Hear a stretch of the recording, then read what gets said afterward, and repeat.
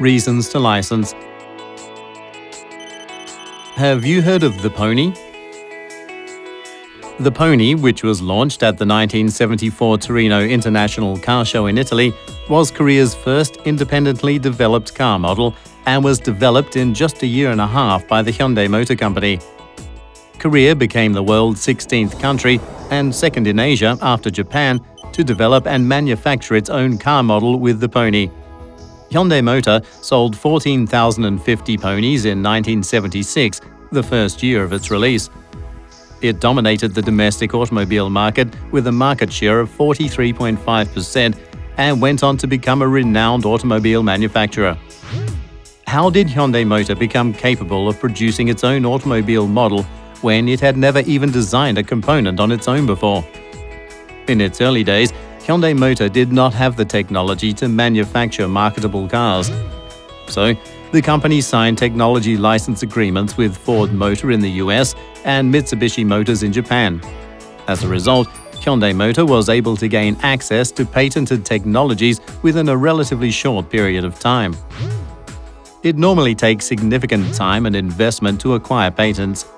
Sometimes, companies may face failure in developing advanced technology despite the massive amount of funding invested over a long period of time.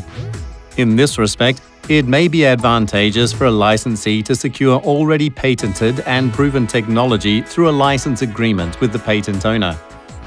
Licensees can utilize the technology owned by the licensor to develop new products or pioneer new markets in the manner of Hyundai Motor. Beginning with the 5 ponies it exported to Ecuador, Hyundai Motor began to expand into overseas markets by exporting its products to regions such as the Middle East and Africa. Fortunately for Hyundai of the time, Mitsubishi Motors needed funds to strengthen its position within the Japanese automobile market. Through its technology agreement with Hyundai Motor, it earned a massive royalty income that was used to enhance its corporate competitiveness. From this, you can see that a licensor who owns a source technology may maximize its profits through royalties from license agreements. Also, the licensor may pioneer a new market through licensing even without directly entering the market. Companies without any overseas marketing and sales experience may secure market shares in a foreign market by allowing licensees with the knowledge and experience in the foreign market to utilize its intellectual property rights instead of attempting to directly enter the market and overreaching themselves. Additional costs may occur when constructing a facility and hiring workers to commercialize the technology. This can be a heavy financial burden on an independent investor or a small-sized company. In a case like this, when there is not enough capital, licensing can be a useful solution.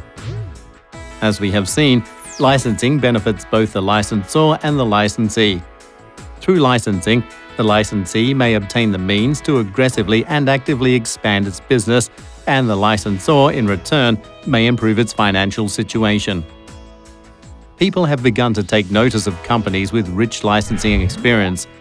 These companies have successfully portrayed themselves as companies that are swift to respond to the rapidly changing market. This indicates that a business strategy utilizing licensing can work to a company's advantage.